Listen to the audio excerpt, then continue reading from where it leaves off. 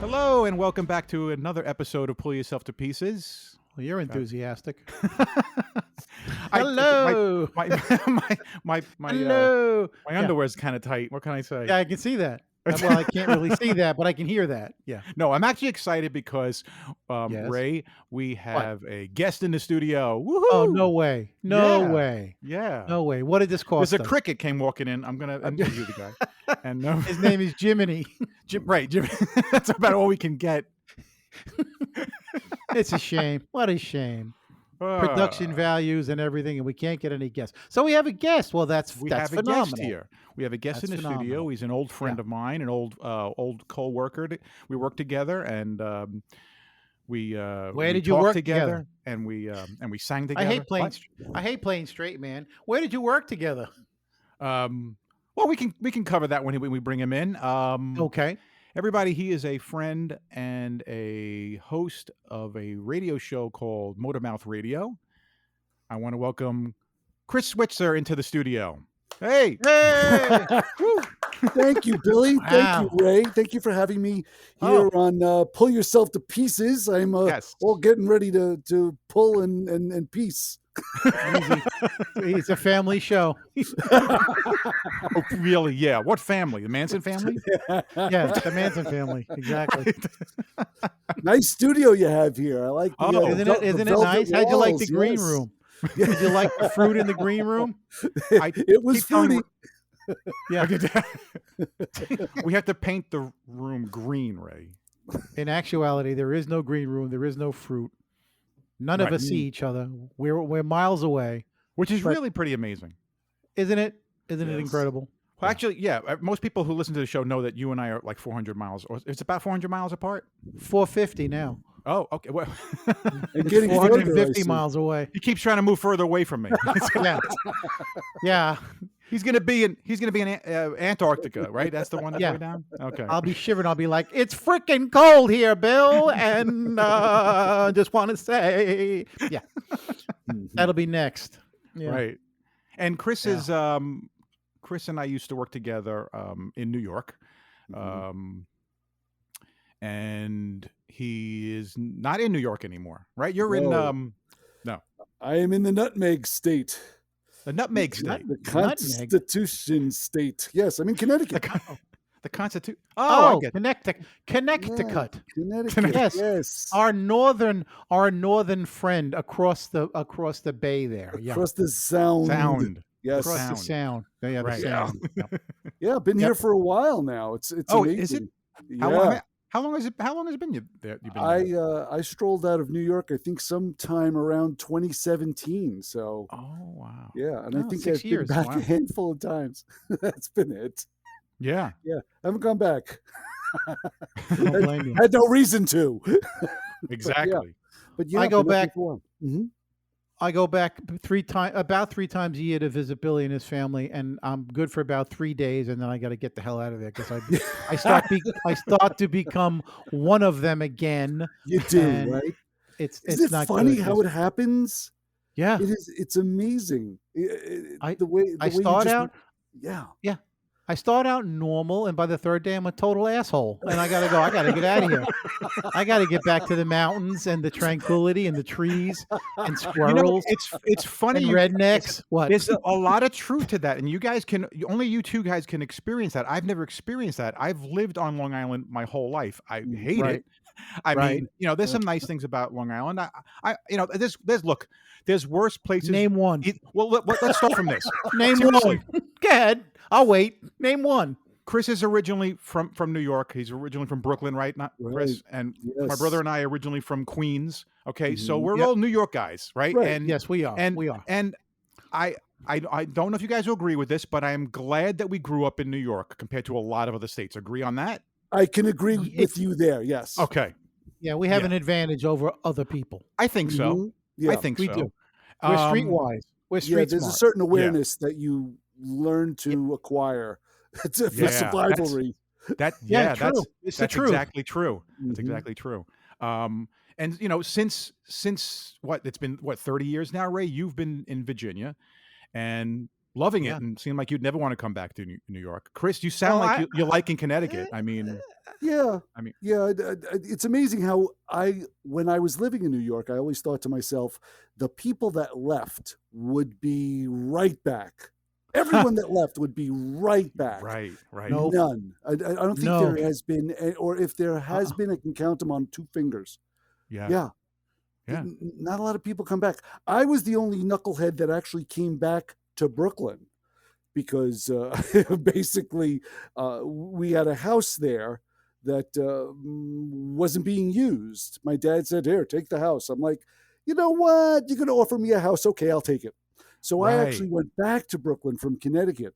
And that was just the strangest thing, because when you go from the tranquil New England litter-free environment, and then you go back to Brooklyn where there's graffiti and there's debris and there's weirdos everywhere. More rats than people. Yeah.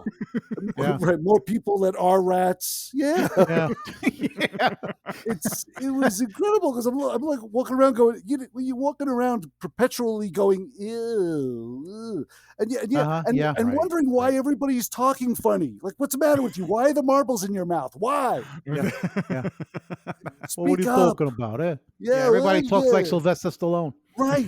And you know what? It's so funny, Ray, because I grew up in the neighborhood I went back to is the neighborhood where they filmed Saturday Night Fever. Oh, wow. And so it's like I was right by the train tracks and everything. Oh, yeah. Oh, yeah. And there are still people in that neighborhood that think that Saturday Night Fever was a documentary. Well, it kind of was. I mean, in a way, I mean, it could have been. It could have been. They got everything right. I think. I mean, they really did. Pretty much. They got everything right. That's funny. Walking around going, why am I here? This is just incredible. Why am I back here? So what part of Brooklyn did you grow up in? What part? I grew up in Marine Park, right by. Oh, that's over by the water, isn't it? Yeah, by Kings Plaza. Yeah, so that's where I grew up, and it wasn't bad. It was nice. It was. What would you say? Ethnic diversity. Working class.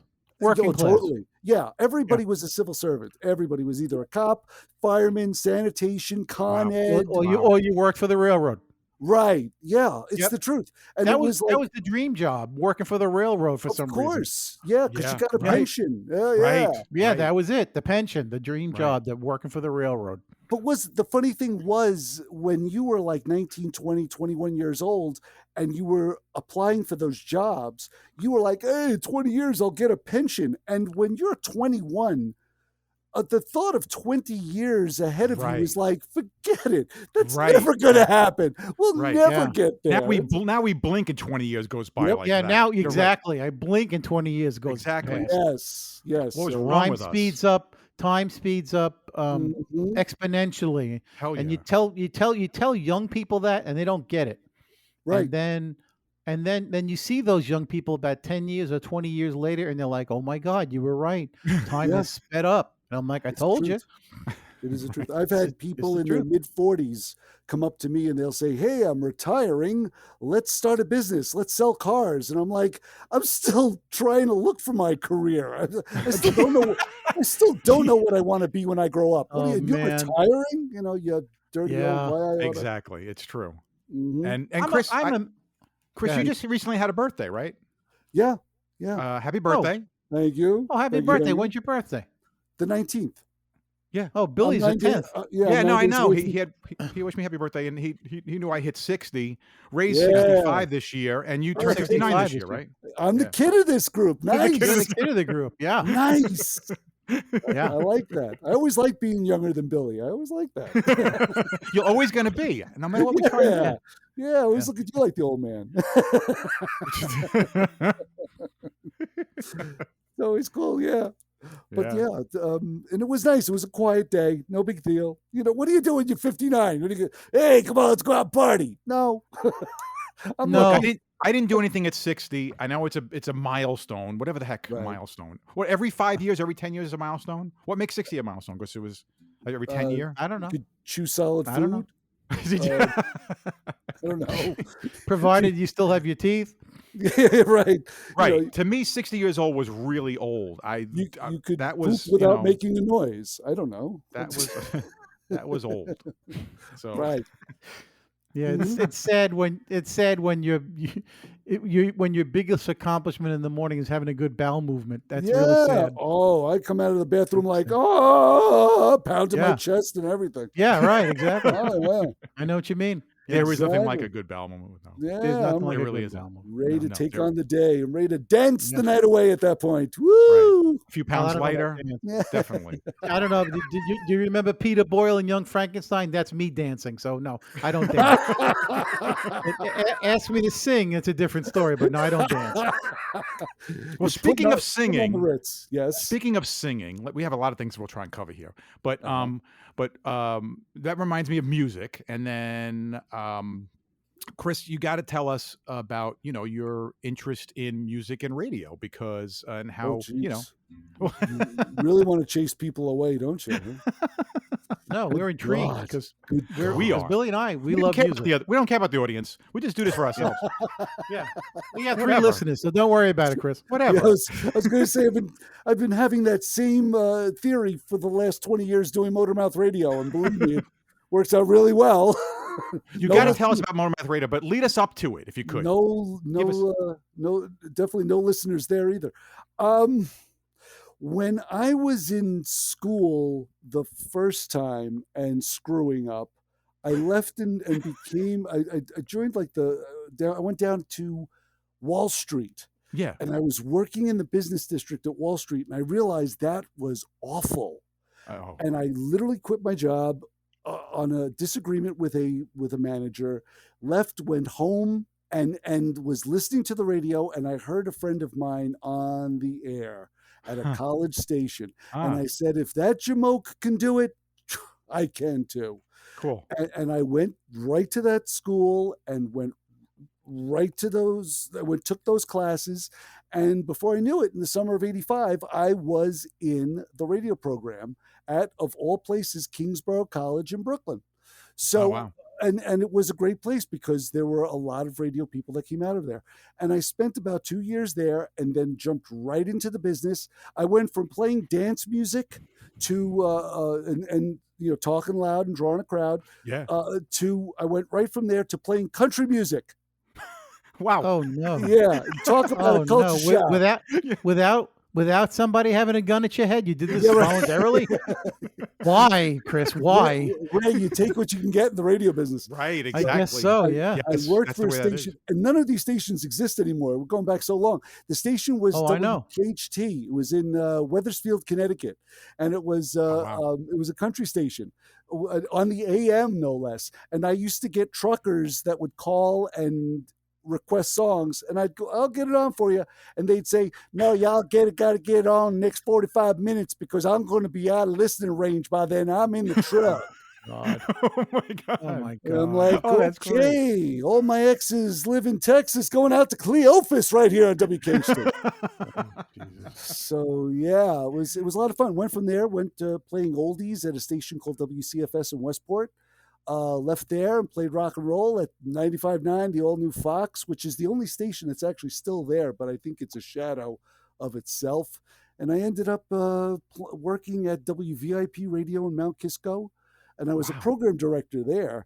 And that was a lot of fun because you get to yell at people, and they all think you're a jerk, so you might as well live up to what their expectations are. Right. And did that for about a year and a half. And then I realized, I said, you know what? There's no benefits in this. There's no medical. Right. The only benefit was that you go to work, you get paid. Right. You don't go to work, you don't get paid. Right. So so I left. Oh yeah. So there was no benefits in working at WVIP, and I decided to go into television, and that's how I ended up at Cablevision, and I was working master control there because It was funny. I was earning I think whatever the number was at WVIP, the number at the annual income at Cablevision was like $500 less, but they gave you all kinds of benefits. Right. So I said, "Oh, the heck with that! I'll just go to Cablevision." That's a good trade-off. Yeah, and that's what I ended up doing. And that's when I was there for a couple of years before I ran into Rob Leonard. And Rob used to say to me, everybody comes up to you and is asking you car advice. I don't remember how it happened. Gotcha. And Billy, you can attest to this because we would be in the graphics room and someone arbitrarily would walk in and go, I got a problem with my car. Sit down, my son. Let's all talk about this. Right. And then we would have this impromptu conversation about automobiles. Well, Rob noticed this and said, come back and work with us at the college radio station in Long Island, which was WHPC. Gotcha. And I was like, no, why would I do something that asinine? I'm not going to go work. Why would I do something? What, for no money? Are you out of your mind? So Billy, if you remember how Rob's technique is, he's like a crab. He'll just keep asking you. He holds on. He never lets go. He just keeps asking. He's like, Chris, I want you to do a show. That's how he sounds. And I'm like, all right, okay. Right. Just to not hear his voice, you said, I'll do it. I'll just do it. Yes, exactly. Just so I have to hear you. I don't have to run into you in the hallway and avoid you. So that's what I did. And I ended up putting in a proposal for to do an automotive talk program on WHPC. And it was kind of funny because my interview day with the program director was September 11th, 2001. Oh, wow. What a day. That was the day I was supposed to meet the PD at the school. So here I am, 9:00 in the morning. I'm driving along the Belt Parkway. There's all kinds of cars coming the other way, all kinds of police cars and fire engines. And there's two burning buildings right off the horizon. Yeah. And I'm fat, drunk, and stupid heading to Nassau Community College to meet with the program director. And it's kind of funny because I was really bitter about radio at the time because it really was a business that I wouldn't recommend any kids getting into. So, of course, I walk in and I'm all ready to battle it out with the program director and tell him what kind of stinky business he's in. And he says to me, he goes, we're evacuating the building. Get out of here. You start in January. And I went, okay.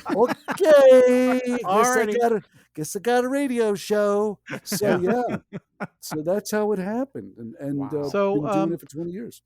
So something similar to Car Talk. We like to counter program. At the time we liked to counter program Car Talk. Car Talk was a very polished. They already had their calls already set up. Not that they knew their answers, but they certainly knew the questions. So that ultra technical, polished, well-staffed show was not us at all. Okay, so you guys were just winging it, huh? We were the complete opposite of that. Yeah, a lot of times. That's great. We had callers, and we still have them. We have a lot of callers that have stood the test of time with us. One guy, his name is Joe the Undertaker, because every car he owns, he kills. So he's been Joe the Undertaker for 20 years. Aptly named. Yeah. I like it. Oh, yeah. We have one of my two favorite callers is something you'll never hear on any radio station. We have a guy, his name is Bob from Rockville Center. We love Bob. Bob is a true fan of the program. And then we have Tom from Massapequa. And they created a rhythm where one would call and then, 20 minutes later, the other would call. And sometimes they'd switch. Either Bob would call first, then 20 minutes later, Tom would call, or then Tom would call, and then Bob would call. It was that sort of thing. So Bob one time admitted to us, he said, every time Tom calls, I go out to the garage and have a beer. And we're like, what? He says, it's a drinking game. It's a drinking game with the radio show. Every time. So what happens is Bob will call. And then literally Bob calls us, asks us a question. It's always a legitimate call. He's always very prepared. He makes his call, hangs up, and then maybe 20 minutes go by, and then Tom calls, and we all go, drink. That's too funny. Bob's drinking. Yeah. So never did I ever hear anything like that in any radio program at all. So, but those are the type of characters that we have calling us on a regular basis. And I truthfully, I wouldn't have it any other way. And it's gotten to the point where nobody really fixes their cars anymore. What do you No, mean? we can't. What do you mean? We are overwhelmed by technology. Yeah, it's true. I mean, you just need different tools, basically. Oh, you mean because of the technology? We can't. Right. Yes, because of the technology. We can't Gotcha. we can't fix our cars anymore. Yeah. Right. So what ends up right. happening is people will call. Some people we still get car advice questions, but a lot of times we'll get people telling us stories. Yeah. Gotcha. Car stories, which is even more entertaining. So oh yeah, sure. Oh, that's so for things sure. like that happen, and that's pretty much the progression of the show. We've gone from I guess you could say an entertainment-based, automotive, informative-based talk show to more like an entertainment talk show. Right. Hey, guys, Ray, Chris, going to take a quick break right now. We'll be right back after this. This is Bill, and you're listening to Pull Yourself to Pieces, the podcast, hosted on Anchor. You never heard of Anchor? Anchor by Spotify is a podcast host platform, and it's an easy way to make a podcast. We picked Anchor because they have everything we needed all in one place. You can record and edit a podcast from your computer or even right from your phone. Then you can have your podcast distributed easily to multiple platforms, including Spotify, Apple Podcasts, Google Podcasts, and much more. And did I mention it's free? That's right. Anchor is free. Download the Anchor app or go to anchor.fm to get started. We're back. Okay, we're back. And where were we now? Yeah. Well, you and Ray, and it's funny, Ray, I'm talking to you, Ray. Yes, I'm here. Chris's partner on the radio show is also named Ray. His right? name You is guys Ray. have been together for 20 years doing that show. Wow. Yeah. You and Ray are obviously car enthusiasts. I don't know I don't know if we've mentioned on the show about you, Ray, being a car enthusiast, but Chris obviously has been a car enthusiast. Mm-hmm. Since you were young, Chris, or oh yeah. Yeah. From day one. What was your first car, Chris? My first car was at age 13. Wow. My mom gave me a 1963 Cadillac. Oh, nice. She basically said to me, she says, it'll keep you out of trouble. And at the time, it was like a $50 car. I had the doors off it. I had the trunk off it, the trunk lid off it. I was swapping parts out of it. I bought two more. Wow. And before the age of 16, I had a pile of parts. I mean, that was it. He had his own chop shop. Yes. He had his own chop shop. Junk everywhere. Oh, So it drove the parents crazy. But yeah, that was that was my first car. And I had it up until about age 20, 22, 23. I owned other cars, but I always kept that one. And then finally I just said it's way too much. Got to get rid of it. So I sold it. Yeah. And just always just kept buying them and selling them, learning about them, and then flipping them. And rarely did I sell a car in worse condition, at least not to my knowledge. Than how you got it. Than how I got it. The intent was not to be Joe the Undertaker. That was the intent. Right. Yeah. Right. So I've killed a few cars. I've definitely killed a few. But I've had a lot. I've had a lot of. Now I wouldn't no. So it's not just cars. When I say vehicles, I've had a lot of vehicles because in that pile are a bunch of cargo vans, 2 large regular straight job trucks, a minivan, but mostly cars. And I've had 67 vehicles. Whoa. Since I've been driving, and I've been driving since I'm 15. Wow. Yeah, really? 67 That's actually pretty impressive. vehicles. Wow. That's a lot of cars. Yeah, that you've kept That's a lot of cars. I had to write them all down so I wouldn't forget. And when you start thinking about it, and you think all of a sudden I'll be sitting there and another one will pop in my head. I'm like, oh, that's right. I had that 71 Buick Skylark that was black. Yeah, I had that. And you just start writing them down. And I bet you on one, I could be wrong about this, but my guess is that on one hand, you could count the new ones, right or wrong? Oh yeah, the new ones, right? That would be easy. But go back to the very. So you probably had no more than about 5 or so new ones in all those cars, right? Maybe? Oh, you mean new cars, right? Okay. That were new. Yeah, no. Right. Let me see how many new cars. One. I put them on the spot. Oops, sorry. 2. No, it's going to be a handful, though, right? No, come to think of it, I think I've only had 2 I've No only way. had two. I've only had two new cars Wow. out of all of them, and they Yeah. were both 2003 Mustang GTs. Oh wow! Wow. Nice cars to have. Yeah, well, I bought my ex. I needed somebody to co-sign up for the loan, so I got my ex to co-sign on the loan, and then we split, and she wanted to get off the loan. Well, the only way to do that, I had to trade the car in for a new car and get a loan without her on it. So that same year, 6 months later, I had to trade in that 2003 Mustang GT and get another Mustang GT. So brand new car with her off the loan.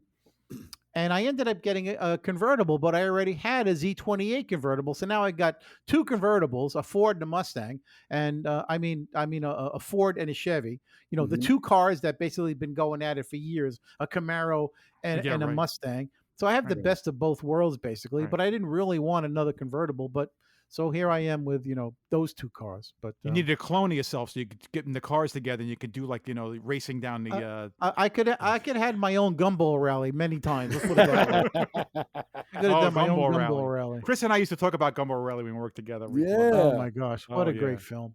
Nothing after that ever compared to that original movie. It was the best. Oh yeah, it was the best. You're right. I mean, the footage wise. For footage wise alone, because I think if you look it up, they didn't undercrank, right, to make things look faster. They didn't undercrank anything in that film. So the speeds that we see in that movie, any audience who hasn't seen Gumball Rally, just to watch it if you're a car enthusiast, you probably did. If you're a car enthusiast, you probably did see it. Sure. Because most people talk about the Cannonball Run movie, right? But that's not even close. It's so different, right? It's so different. It's entertaining, but it's not like the Gumball Rally. I'll tell you what, the only movie that comes close to that for real speed is Blues Brothers. In the end, when they're driving that Chrysler and they're under the L, man, and they're doing well over 100. They're really going that fast. I mean, there's no faking that. Yeah, that's true. That's a hell of a scene when they go flying by. That's right. Those two movies, both of them were authentically sped. Yep. They were driving that fast. That's for sure. Yeah. That's for sure. Yeah. So Chris, you had a lot of cars in your life. Are there any that you kind of regret that you got rid of? I regret that Ray got rid of his. Oh my God! Tell me about it. And you really want to cry? Okay, you're gonna cry. Okay, you ready? You ready? Okay. That thing is on its way up. The Camaro Z convertible is on its way up. Forget that. Let's go way back. Okay. The second car was a '66 Oldsmobile 442. 3-speed on the floor with a 350. Yep. That's a car on the way up. I had a 67 Oldsmobile 442 with a 455 4-speed rock crusher on that thing. And that thing went through tires like every 2 weeks. Oh, man. Yeah. I had a 60 is a good car. Yeah. All right, here we go. Here's the one that'd be worth a fortune right now if I still had it. A 68 Dodge Coronet RT 440 convertible. Yep. Bingo. Oh, I remember that car well. My brother's 5 years older than me. I don't know what year you had that car. How old were you when you had that car? I was 18. I was 18. No, right, 19. So I was 19. All right, so I was 14 years old.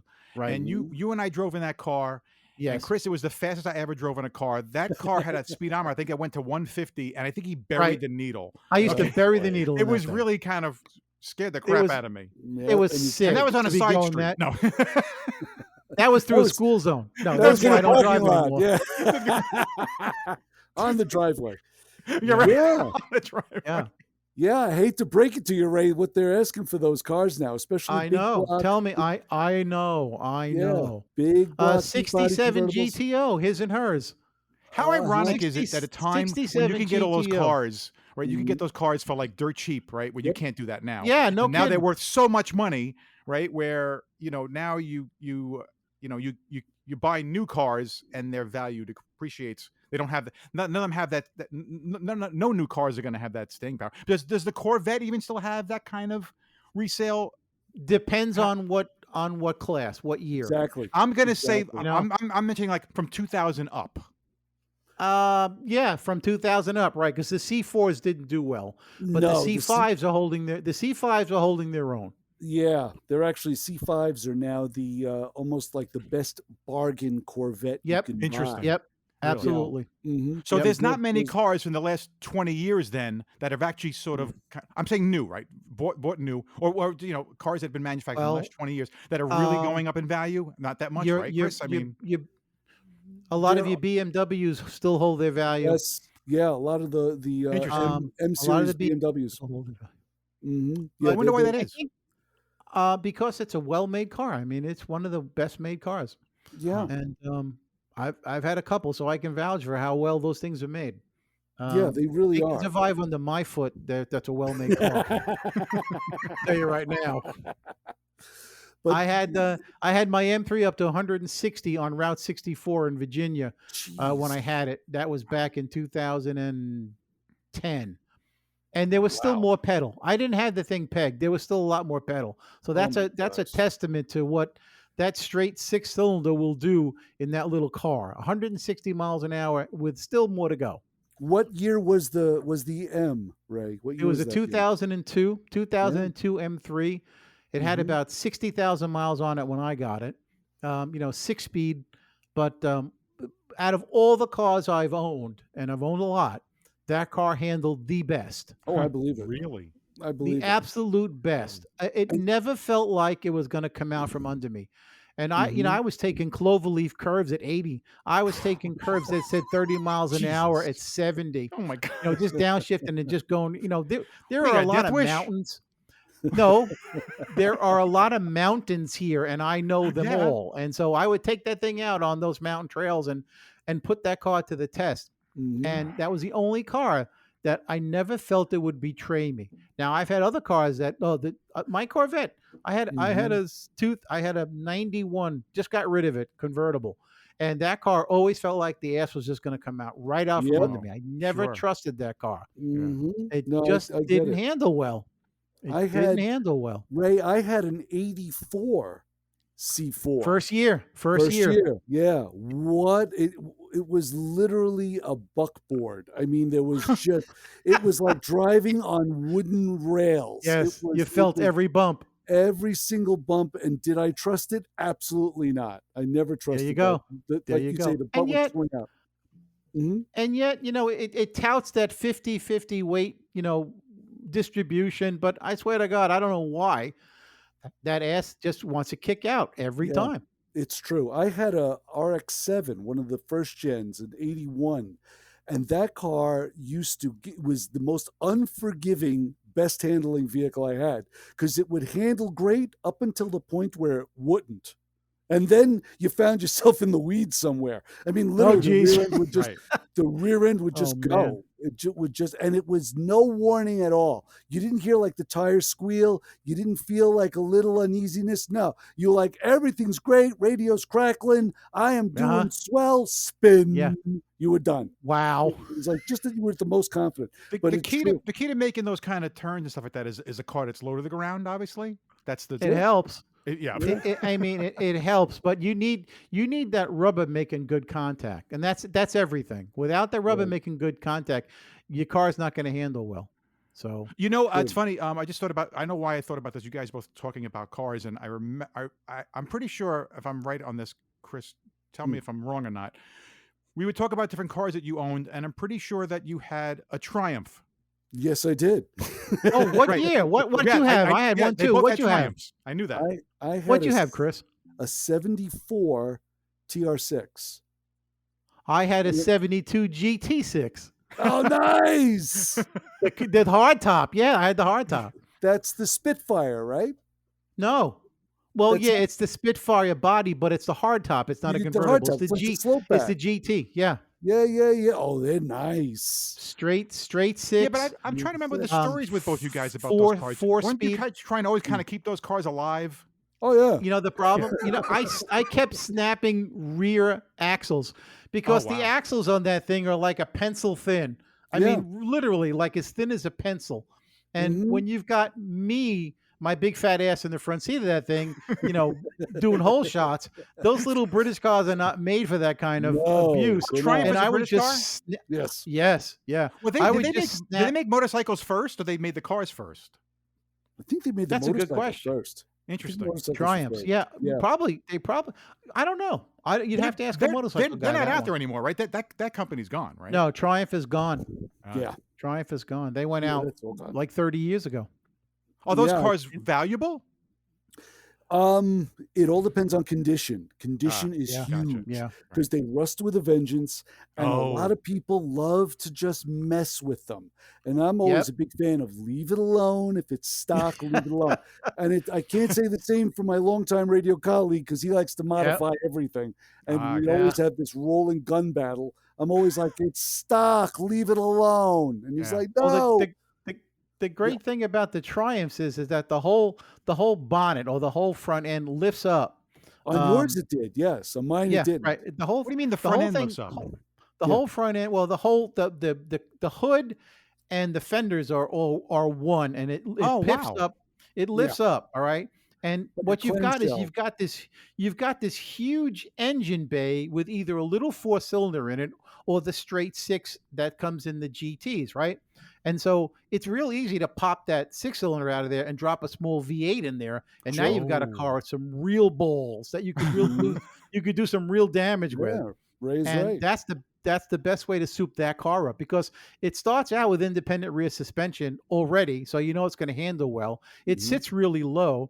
You got some good wheel wells in there to put some nice fat rubber back there. You drop you drop a 327 in there or a 283 or even a small block 350, and you've got a rocket now because What's surprising to me is I'm nowhere the car enthusiast or anything near the level of you guys. But what's funny is we all grew up, we're only 6 years apart between the three of us.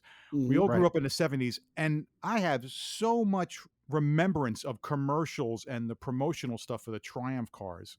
Oh yeah, because they made that whole big thing about the shape of the future. Remember the TR7, the TR8, shape of things to come, the wedge, things to come, the shape of the wedge, and it's so weird that car is like gone. You know what I'm saying?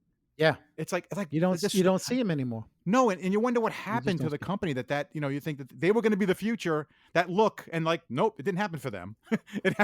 Well, real fast, you know what pretty much put the kibosh on the British sports car industry was the Datsun Z, the 240Z.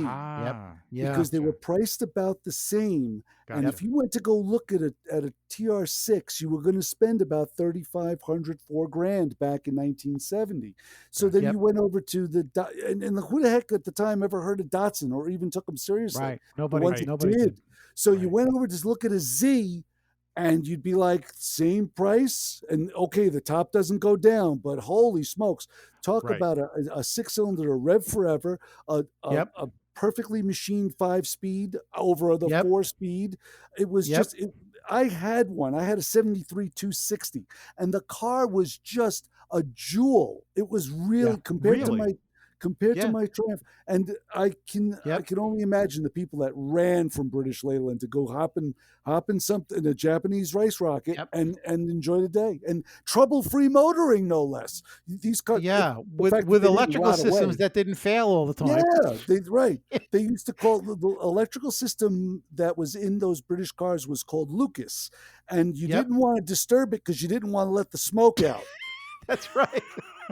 It's the truth. The most unreliable electrical system ever conceived. Yeah, they called them the Prince of Darkness. Horrible. Oh, horrible. Yeah, it was. I would clean. That was usually a Saturday afternoon with me. It was I'd clean all the grounds on all the ends. Yeah. Just clean all the grounds because you know that one of them's going to get dirty, and then next thing you know, you don't have headlights. The Lotus was a British car, right? The Lotus. Yeah. Yes. Yeah. Lotus was a cool looking car, but I don't think that was that well. So was the either. MG. The MG had the same problems too. Again, terrible electrical systems. Yep, same company, same Lucas. I got to ask both you guys a question.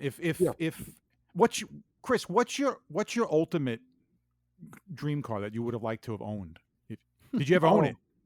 No, I don't. Your favorite car? I don't have a favorite car. It's so funny. Oh, I do. You don't have a favorite car? Chris, come on. You have to have a favorite car. No, there's a whole bunch of cars. There's a whole bunch of cars I like. You can't narrow it to just one? Just real fast. Here's what I did. When I sold the TR6, I sold it a couple of years ago. I bought a 1969 Chrysler 300 convertible.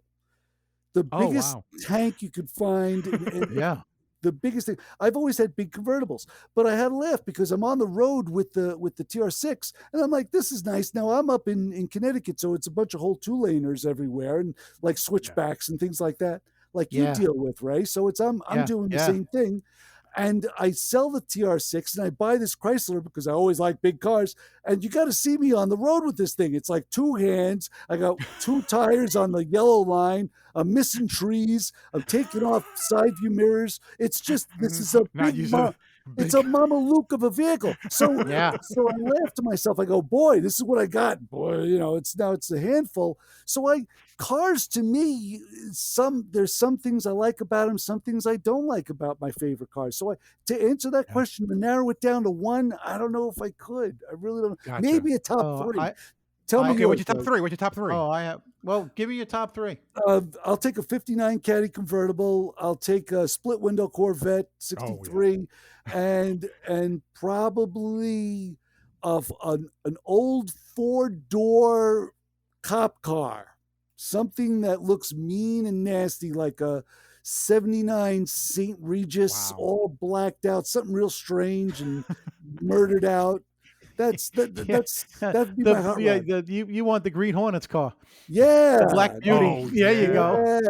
That was a hot looking car. That was a hot looking car. That was an Imperial. Yeah, that was a hot looking car. So what would be your number 1, right? My car is a car that I've never owned, but a friend of mine in high school did, and I was in love with this car. And he bought it in '74 because I remember, and he bought a 1972 Pontiac Grand Prix SJ. Oh, cool. And so you wouldn't think much of this car looking at it, but get in this thing. And first of all, it's the top of the line for comfort. Right. I mean, it was Pontiac's top of the line for comfort. Really? The only thing 2-door or 4-door? It was a 2-door. All right. 2-door. So this thing has a really long nose and a very short deck in the back, but it has single headlights, dead center, spaced apart, and it's just the lines in this car are gorgeous. Well, besides being triple white, triple white, so the car was all white. Wow. You get in this thing. It's got bucket seats. It's got a console. The shifter's on the console. It's got a 455 Pontiac engine that's got like ridiculous torque. And you take this thing out on the highway, and the power is amazing. It handles like a Ferrari, and it shouldn't because it's got a solid rear axle. All right. Yeah. The thing's heavy. It's probably 2 tons. Okay. But the thing would handle like unbelievable. At 80, 90 miles an hour, you felt like you were doing 30. You didn't feel like you were going that fast. It just hugged the road. The car was just an all-around amazing car, and I never forgot it. And riding in it with my friend driving was the ultimate. So that has always been, for me, the dream car. And I can't imagine what that car would go for now. 20 grand is the best price I've seen all right, that's on not insane. eBay. I thought you could have said 60 or 80 grand. 20 grand. Yeah, but Ray is right. Those cars are, I would say, undervalued because of the way they were. Pontiac had 2 lines. They had the J and the SJ at the time in '72, and they had a very driver-centric interior. Pontiac experimented with everything at the driver's fingertips. So if you were behind the wheel, everything was facing you. It wasn't flat. Yeah. It was, so the passenger had to reach around to turn the radio knob. That's true. Yeah, it's true. Control the air conditioning. Yeah. It was really way ahead of its time. It was like a cockpit. It was like a cockpit. Yeah, really. It was really. It was like a cockpit. Yeah. Yeah, and it's true. Gorgeous car. And they are. I would take any Grand Prix from 69 to 72 at least. Definitely. And you say Grand Prix, and people go, well, don't you want a sports car? And I'm like, dude, trust me, this is a sports car. Okay. Yeah, I mean, it's, it's not packaged like one, and it's not sold like one. It's sold like the Monte Carlos were, right. It's sold like the Monte Carlos were, or the top of the line Caprice. But I'm telling you, this thing would hold its own against any other car maybe not the the Chryslers. It wouldn't do well against a Roadrunner or an RT Charger. But man, I'll tell you this 455 just packed an amazing amount of power. But then 71, and then in 72, 73, that's when they started detuning everything. Right. Cars lost all their power for MPG, and and then right. that was the end. Yeah. I think 74 was the last good year for muscle cars. Pontiac tried again with a GTO, and it was nothing more than a Phoenix with just Pontiac badging on it. Oh, it was a shame. Oh yeah. Hello everyone. I hope you've been enjoying this interview show with Chris. We're going to put a close to this show right now, and we'd like you to please join us for part 2 of our interview with Chris Switzer on our next show. Take care, everybody. Please check out our website, pullyourselftopieces.com. That's right. And you can subscribe to the show in Google and Apple Podcasts, Spotify, Breaker, Castbox, Pocket Casts, Radio Public, Stitcher, and YouTube, or via RSS, so you'll never miss an episode. And if you enjoy our show, don't forget to give us a high rating. And remember to tell your friends about the show.